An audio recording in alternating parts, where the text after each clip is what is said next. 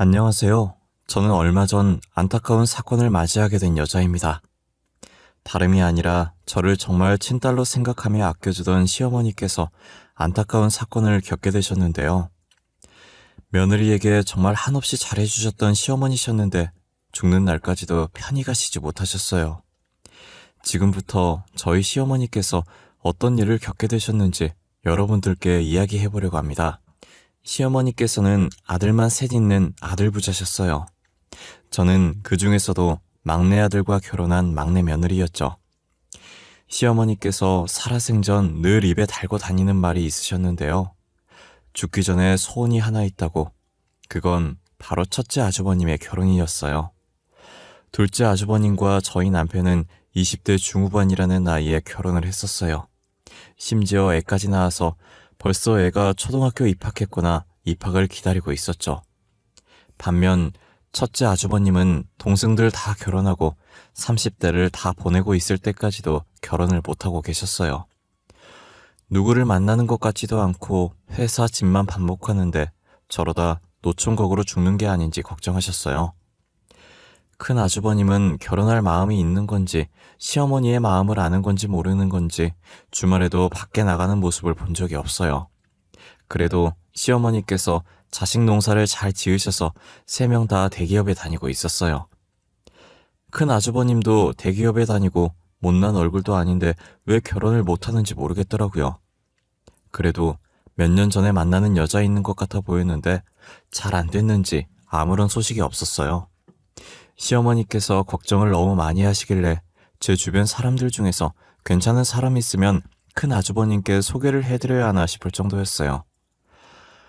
아무래도 30대가 끝나가는 나이이니 큰 아주버님도 포기하신 것 같았어요. 그러다 큰 아주버님이 30대의 마지막 해를 맞이했을 때 폭탄 선언을 하시더라고요. 그 전에 중반부터 결혼을 전제로 만나고 있는 사람이 있다고요. 같은 회사에 다니면서 만나게 됐다고 하시더라고요. 그 말을 들은 시어머니는 너무 좋아하시고 저희는 놀랬어요. 저는 시어머니가 그렇게 밝게 웃을 수 있는 분이라는 걸 처음 알았어요. 조만간 여자를 집으로 데리고 와서 인사를 드리겠다고 하더라고요. 저희는 큰 아주버님이 큰 형님 되실 분 데리고 올 때 시댁에 안 가려고 했어요. 그런데 시어머니께서 젊은 사람은 젊은 사람이 봐야 한다고 와달라고 부탁을 하시더라고요. 그래서 남편은 두고 저 혼자 시댁으로 가서 큰 형님 되실 분을 봤었어요. 큰 형님 되실 분은 저희가 초면이라 어색할 법도 한데 어머님 하면서 애교도 부리고 싹싹 하시더라고요. 분위기 풀어보려고 노력도 많이 하고 시어머니 도와주려고 시어머니 뒷공무니를 졸졸 따라다니는 게 제가 보기엔 별다른 점은 찾지 못했고 단면만 봤을 땐 괜찮아 보이더라고요. 시어머니도 그런 큰형님의 모습에 이뻐하고 마음에 들어하시는 것 같았어요. 저도 나빠 보이진 않아서 결혼하셔도 잘 살 것 같다고 말씀드렸었어요. 그렇게 두 사람은 결혼했고 한동안은 잘 사는 듯해 보였거든요. 하지만 두 사람 사이만 좋았지 시댁과의 사이는 좋지 않았어요. 결혼 후 큰형님의 성격이 점점 변해가고 있다는 것이 느껴졌거든요. 시간이 지날수록 결혼 전 인사드리러 왔을 때 싹싹했던 큰형님의 모습은 찾아볼 수가 없었죠. 큰형님은 저희 시어머니를 늘상 무시하고 면박을 주기 시작했어요. 시어머니께서는 어딜 가도 무시당할 분이 절대 아니시거든요. 젊었을 시절 교사가 직업이었을 만큼 공부도 잘하셨고 항상 며느리들을 친딸처럼 잘 챙겨주시거든요. 큰형님은 며느리 중에 자신만 대기업에 다닌다는 그 이유 하나만으로 대기업 다니는 며느리한테 잘 하라는 듯 콧대를 세우고 있는 것 같았어요. 둘째 형님은 전업주부시고 저는 중소기업에 다니고 있었거든요. 큰형님은 시어머니가 무슨 말을 하든 틀렸다면서 자신이 가르치려고 들었어요. 사소한 것 하나까지도 틀렸다고 달려들기 바빴어요. 큰형님은 시어머니를 무시하는 것에서 끝나는 게 아니라 시댁 전체를 무시했어요. 가족 모임에서도 이런저런 핑계를 대며 제일 늦게 와서 제일 일찍 나갑니다. 모든 준비는 저와 작은 형님이 했고 큰형님은 늦게 와서 준비도 안 하고 일찍 가서 설거지도 안 해요. 큰형님이 와서 하는 거라곤 남이 차려준 밥 먹기, 식구들 무시하기 뿐이었죠. 동서들, 음식 맛이 왜 이렇게 형편이 없어? 식구들 먹는 음식에 이렇게 장난을 쳐도 되는 거야? 형님은 항상 바쁘다는 핑계로 늦게 와서 하신 것도 없으시면서 매번 이렇게 음식 핀잔이나 주고 계시네요. 그럴 거면 그냥 차라리 오지 마세요. 어머, 막내 동생 말하는 것 좀 봐. 어디서 막내가 싸가지 없이 큰형님 말하는데 토를 달아? 아, 못 배워서 그런가? 못 배운 티 좀 내지 마. 진짜 쪽팔려. 형님은 다른 교육은 많이 배우신 것 같은데 예절 교육은 안 배우셨나 봐요. 청학동 예절 교육 신청해드릴까요? 형님한테 꼭 필요하신 것 같은데. 순하디 순한 시댁 식구들 중에 큰형님께 유일하게 이빠른 소리 하는 건 저뿐이었어요. 괜히 큰형님한테 말 걸었다간 나이 더 많은 아주버님이나 작은 형님이 좋은 소리 못 들을 거라는 걸 알기 때문에 일부러 말을 잘 걸지 않아요. 솔직히 어린 사람한테 훈계질 당하면 얼마나 기분이 나쁘겠어요. 하지만 저는 어차피 나이도 어리고 서열도 낮으니 막말해도 그러려니 하거든요. 오히려 제 이빠른 소리로 화가 나는 건 큰형님이시죠. 그래서 저는 큰형님이 시비 거시면 똑같이 하고 싶은 말 다 하고 살았어요. 제가 큰형님 말에 맞받아치면 듣고 있던 시어머니와 둘째 아주버님 내외는 푹 하면서 웃어요. 보통 어린애한테 당하면 자존심 상해서 시비 안 걸 텐데 큰형님은 더 달려들더라고요. 또 제 성격이 누군가 저를 밟으면 밟은 대로 가만히 밟히고 있는 성격이 아니거든요. 그런 제 성격을 큰형님께서 제대로 건드는 사건이 있었어요. 어머님이 욕실 청소를 하시다가 미끄러지는 바람에 꼬리뼈를 살짝 다쳐서 병원에 입원한 적이 있었어요. 작은 아주버님은 중요한 미팅 때문에 늦게 오셨고 저희 남편은 지방 출장 가서 당일에 병원에 못 왔어요. 작은 형님은 죽으라 소식 듣자마자 병원에 가 계셨고 저는 일 마치는 대로 바로 갔었어요. 큰형님과 큰아주버님은 뭐가 그리 바쁜지 병원비랍시고 꼴랑 20만 원 보내고 안 왔더라고요. 제가 또 한 소리 하려는데 시어머니께서는 괜찮다고 차라리 얼굴 안 보는 게 더 낫다고 말리시는 거예요. 다행히 그 다음 날이 주말이라서 저랑 작은 형님이 번갈아 가면서 시어머니 병간호를 했어요. 그런데 웬일로 일요일 저녁에 큰형님이 친히 병원까지 행차를 하셨더라고요. 그러더니 누워있는 시어머니께 대뜸 한다는 말이 어처구니가 없었어요. 어머님, 그렇게 굳이 뭐하러 화장실 청소하겠다고 설쳐요, 설치길. 나이를 그 정도로 드셨으면 가만히 있는 게 상책이에요, 어머님. 하나 때문에 가족들 다 하고 이게 뭐예요? 야, 말이면 단 줄 알아? 아픈 사람 앞에서 뭐? 설쳐? 얘 진짜 정신이 제대로 나갔네? 당장 어머님한테 사과 안 해? 너 평소에 무식하다는 말을 입에 달고 다니는데 진짜 무식한 건 너야. 너 방금 뭐라 그랬어? 야? 너? 정신은 네가 나간 거 아니니? 어디 하늘 같은 형님한테 고작 막내 나부랑이가 야, 너 거리고 있어. 형님? 형님 같아야 나도 형님 대접을 해주지. 그따위로 행동하면서 형님 대접은 받고 싶니? 넌 양심도 없어? 대접받고 싶으면 대접받을 만한 행동을 해. 하여튼 요즘 애들은 싸가지들이 없어. 시어머니는 본인 분수도 모르고 설치고 막내라는 애는 이렇게 대바라졌어요, 원. 저는 큰형님이라는 작자의 머리털을 다 뽑아주고 싶은 심정이었으나 작은 형님이 제 앞을 막아섰어요. 큰형님은 말리는 작은 형님과 발악하는 저를 팔짱 낀 자세로 쳐다보더니 그러고 있는 꼴이 한심하고 우스워 보인다며 비웃는 거예요. 그러더니 시어머니께 돈 보낸 거 확인했냐고 큰아주버님이 하도 보고 오라고 해서 억지로 온 거라면서 괜찮아 보이는 것 같으니 가보겠다면서 끝까지 염장을 지르더라고요. 불러 세워서 한 소리 더 하려다가 작은 형님이 제게 눈짓하고 고개를 좌우로 흔드시길래 참았어요. 큰형님이 가고 시어머니께서도 큰형님이 더 있어봤자 스트레스만 받고 도움 안 된다고 그냥 가서 이 자리에 없는 편이 마음 편하다고 하더라고요.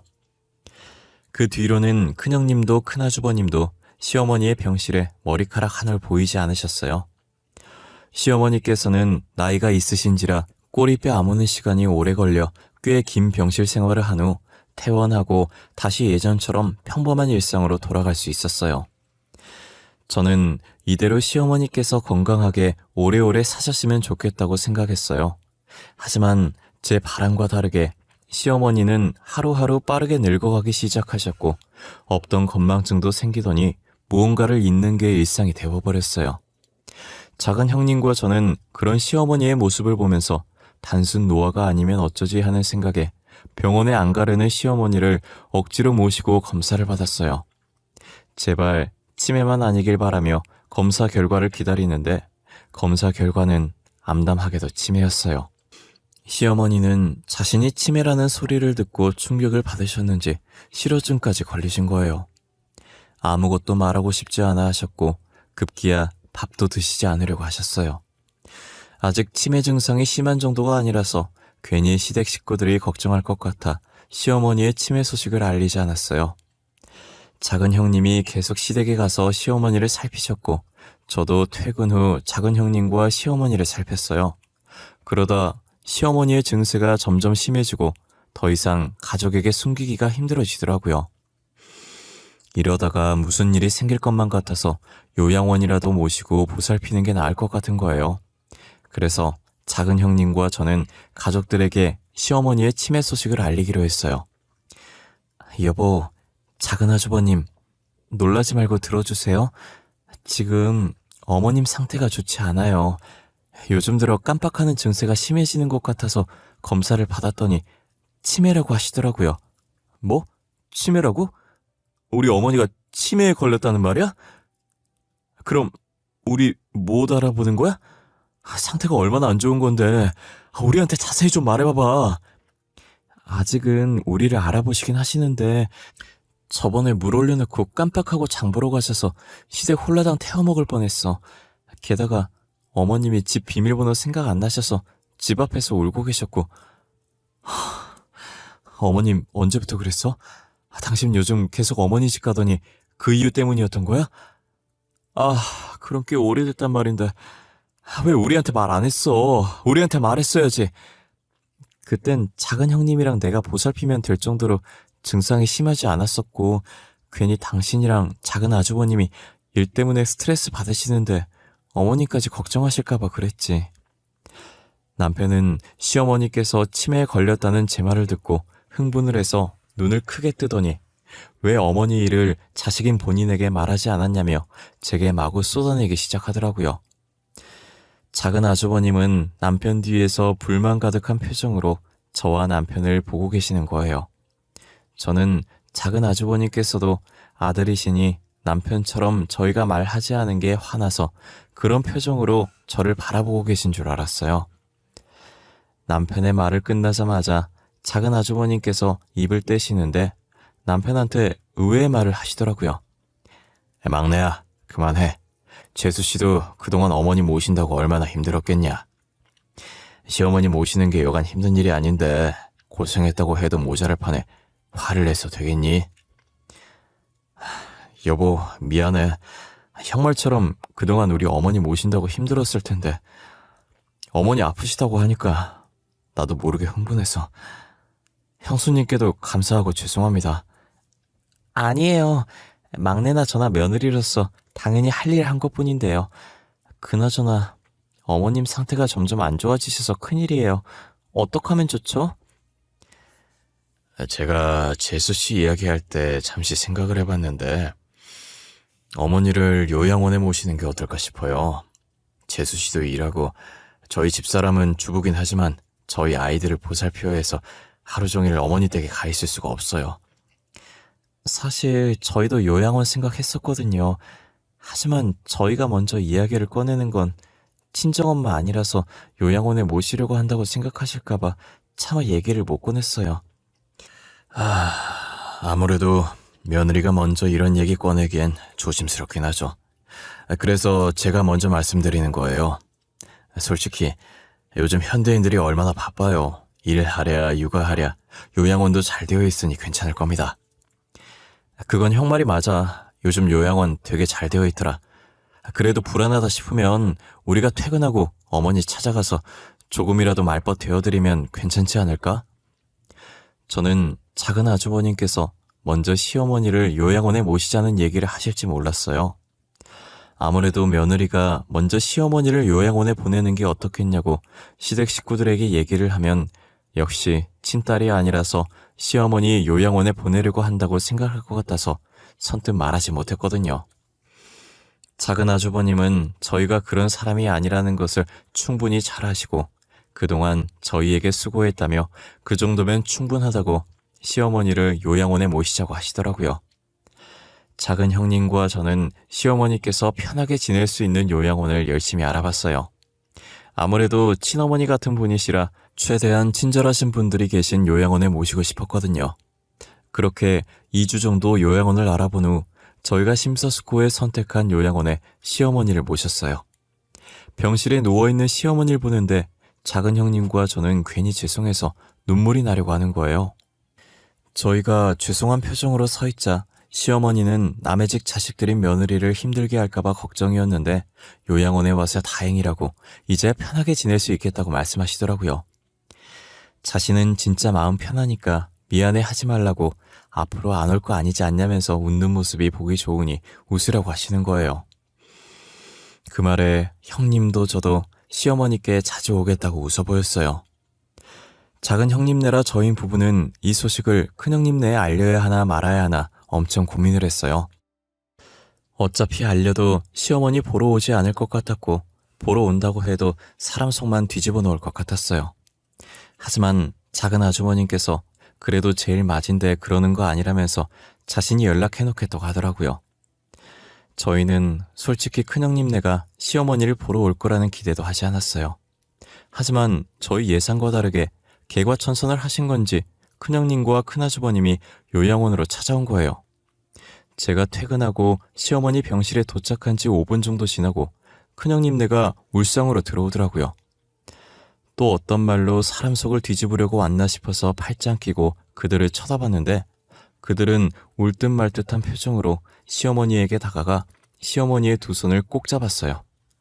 갑작스러운 일에 시어머니께서는 놀란 눈으로 저와 작은 형님을 번갈아 쳐다보셨고 저와 작은 형님도 적잖이 놀라서 멍한 표정으로 서로를 쳐다봤어요.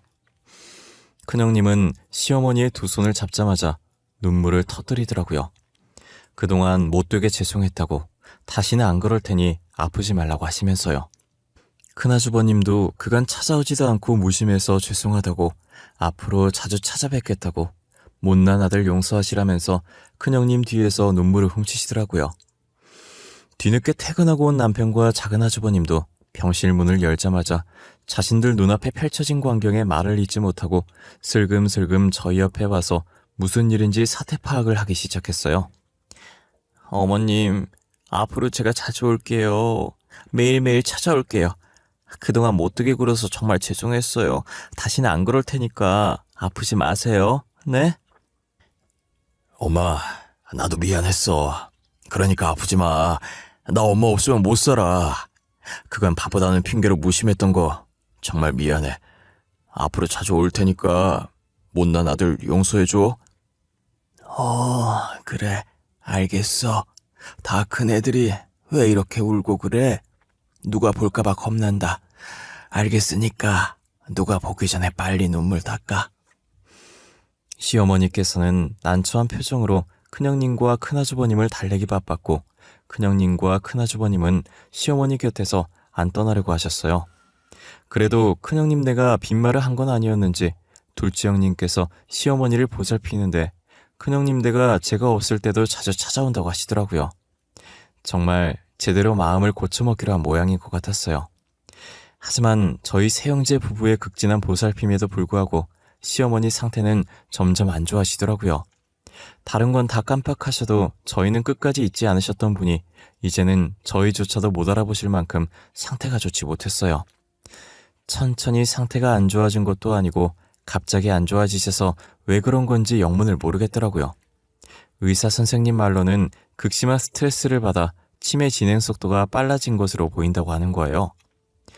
하루 종일 요양원에 계시고 둘째 형님이 잘 보살피셔서 스트레스 받으실 일이 전혀 없으실 텐데 도대체 어디서 스트레스를 받으신 건지 도무지 모르겠더라고요.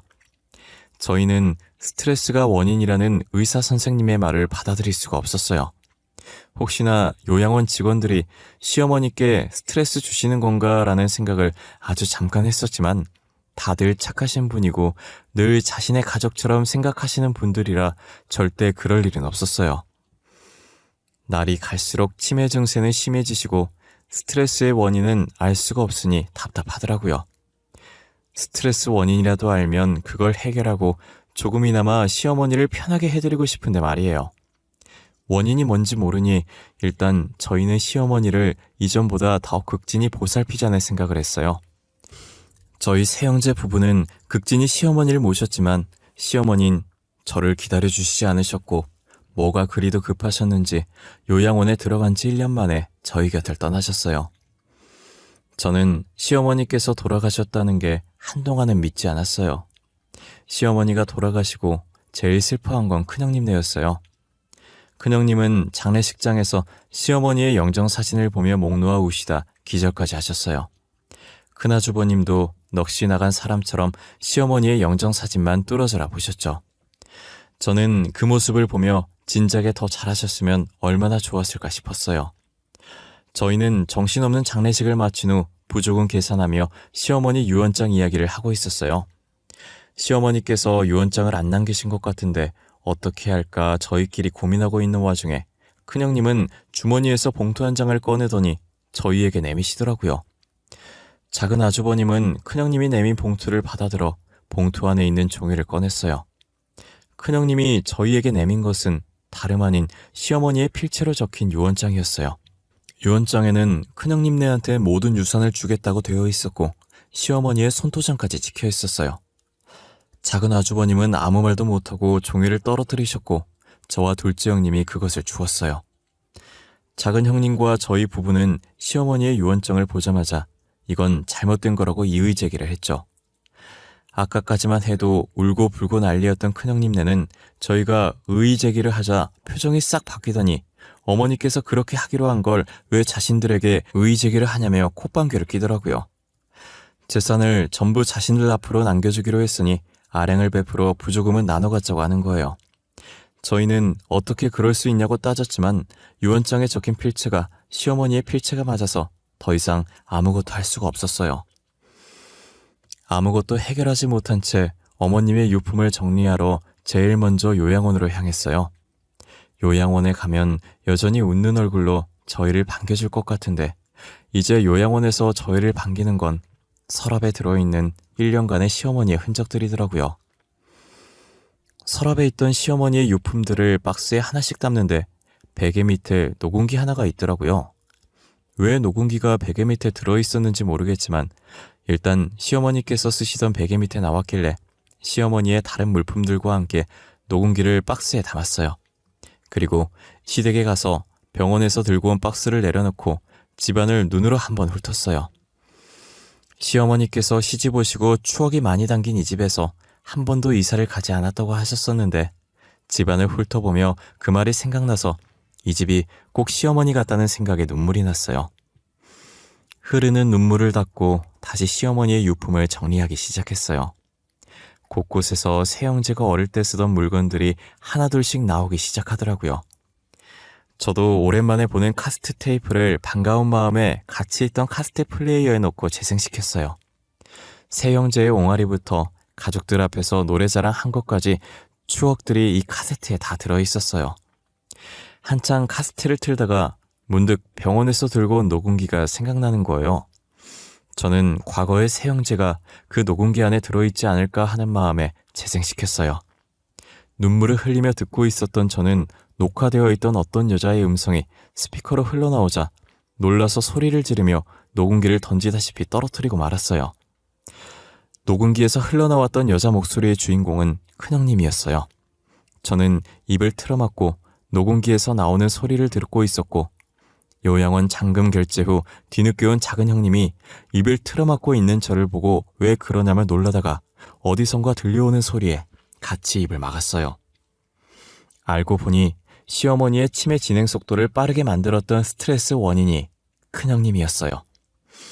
녹음기에 들어있는 파일이 죄다 몇 시간씩 되는 걸 보아하니 시어머니께서 정신이 있을 때 켜서 정신이 없을 때의 상황을 녹음 후 다시 정신이 돌아오셨을 때 끝인 것 같았어요. 녹음기 속 큰형님은 작은 형님께 심부름을 시키더니 작은 형님이 병실을 나가자마자 본래 큰형님으로 돌변해서 시어머니께 악담을 쏟아붓더라고요. 정신이 온전치 못한 시어머니의 귀에 대고 당장 유언장을 작성하라고, 모든 재산을 첫째에게 넘겨주겠다고 하라고 매일같이 시어머니를 조여왔던 거예요. 언제 죽을지도 모르면서 왜 유언장을 아직 작성하지 않냐고 얼른 유산 첫째한테 주겠다고 하라고 했죠. 시어머니는 정신없는 와중에도 쓰면 안 된다는 걸 인지하셨는지 계속 싫다고 왜 그러냐고 발버둥 치셨어요. 큰형님은 시어머니를 조여오다 작은 형님이 돌아오시면 아무 일 없었던 것처럼 시어머니를 보살피는 척했어요. 매일같이 찾아와 시어머니께 유언장을 작성하라고 다른 아들들 잘못되어도 상관없냐며 재촉을 했고, 결국 시어머니는 두려운 마음에 큰형님이 말하는 대로 받아줬고 손도장을 찍었던 거예요. 어쩐지 큰형님이 시어머니께 눈물을 흘리며 마음에도 없는 사과를 하고 병실에 계속 찾아오더라니 모든 것이 시어머니의 재산을 노리고 그런 것이었어요. 작은 형님은 모든 사실을 알고 자신의 탓이라며 자책을 했어요.